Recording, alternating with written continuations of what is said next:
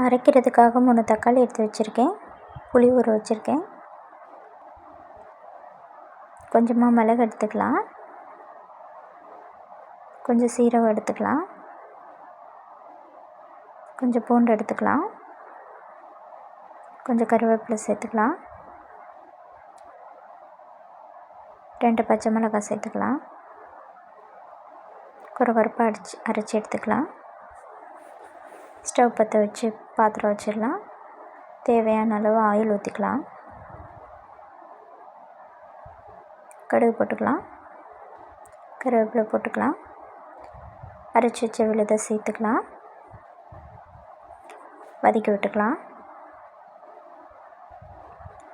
அரைச்சி வச்ச தக்காளியை சேர்த்துக்கலாம்.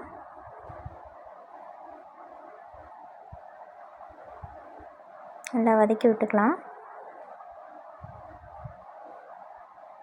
கொஞ்சம் மஞ்சள்தூள் சேர்த்துக்கலாம்.